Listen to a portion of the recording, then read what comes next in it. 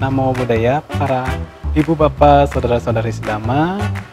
Pada kesempatan hari ini saya akan menyampaikan tentang tips hidup damai di dunia perusahaan atau di dunia pekerjaan.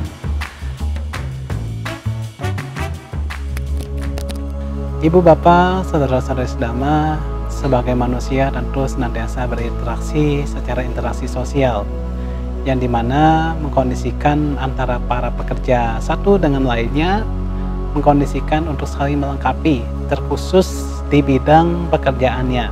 Jadi ketika kita sebagai para karyawan, ibu dan bapak sebagai entrepreneur atau sebagai wirausahawan, bagaimana di dalam Sigala Sutta itu bisa mengkondisikan cara-cara yang bijak, cara-cara yang memangnya mengkondisikan antara pegawai satu dengan pegawai lainnya.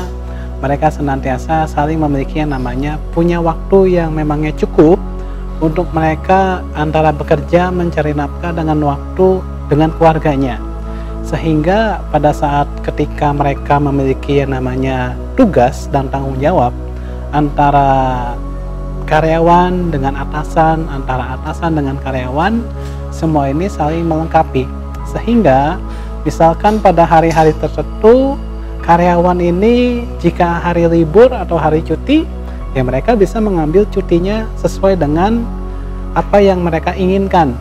Dan juga sebagai atasan tentu memiliki yang namanya cara-cara yang memangnya bijaksana supaya tidak mencegah karyawannya untuk terus bekerja. Namun ya memang pada dasarnya setiap karyawan perlu yang namanya sebuah traveling atau memiliki yang namanya liburan. Ya inilah yang memangnya menjadikan antara tugas tanggung jawab antara karyawan dengan atasan dan atasan dengan karyawan, mereka memiliki yang namanya pengertian dan pemahaman diri sehingga untuk saling melengkapi hal-hal yang memangnya kurang dalam kehidupannya. Ketika orang yang memangnya punya kekurangan dalam hal bertugas, ya sebagai atasan pun tentunya harus bisa memberikan nasihat-nasihat yang membangun, bukan nasihat-nasihat yang menyalahkan bawahannya. Ya makanya dimana di dalam Sigala Sutta ini sudah sangat jelas ya bagaimana antara para pekerja, para mereka yang memangnya memiliki satu bentuk kemampuan untuk bertugas, untuk mencari nafkah, tentu ini memiliki yang namanya tugas dan memangnya menjadi kewajiban buat mereka saling menghidupi para pekerja yang lainnya, tentu sebagai atasan. Dan juga jangan sampai sebagai cara karyawan-karyawan ini memiliki yang namanya sikap-sikap yang tidak baik, seperti halnya menguntungkan diri sendiri bukan menguntungkan teman-temannya. Nah jadi menjadi pegawai itu menjadi atasan atau menjadi ya teman sahabat dalam hal bekerja pun mencari nafkah, menjadi orang yang royal dan humble, menjadi juga orang-orang yang memangnya memiliki satu bentuk pengertian pemahaman bahwa antara bekerja mencari nafkah dengan cara-cara yang memangnya sesuai dengan dhamma terus dipraktikkan dalam hidup. Ya makanya ibu bapak, saudara-saudari sedama, dalam hal bekerja sekalipun tentu semua ini memiliki yang namanya sebuah kesukaan, keterampilan dalam hal bekerja dan mencari nafkah. Dalam hal ini juga ibu bapak, saudara-saudari sedama, jadikanlah waktu yang ibu dan bapak miliki saat ini untuk terus mencari ya antara bekerja sesuai dengan kemampuannya, dan juga ketika adanya proses perubahan yang terjadi, misalkan mendapatkan PHK, ibu dan bapak tidak patah semangat, tidak berputus asa, masih bisa memiliki yang namanya pekerjaan-pekerjaan yang baru sesuai dengan bidangnya. Maka dari itu hal-hal yang tentunya menjadikan manfaat dalam hidupnya antara pegawai dengan atasan, antara atasan dengan bawahan, menciptakan rasa damai itu senantiasa ada di setiap waktu kita.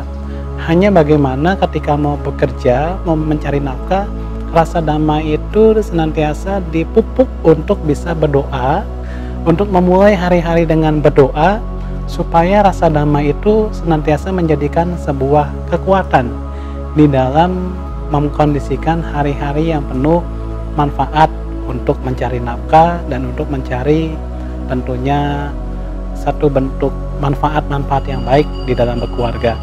Ya maka dari itu saya menyatakan bahwa orang yang mau bekerja atau orang yang mau mengkondisikan untuk pekerjaannya ini biasanya tidak serba kekurangan, apabila dia bisa meracik menu-menu yang sesuai dengan menu-menu yang mereka sukai dan menu-menu yang memangnya mereka sesuai dengan kemampuan dan keterampilannya, sehingga pekerjaan itu akan menguatkan, akan memberikan pengenalan ataupun pemahaman kepada para pelanggannya, para konsumennya, sesuai dengan kemampuan yang ia miliki.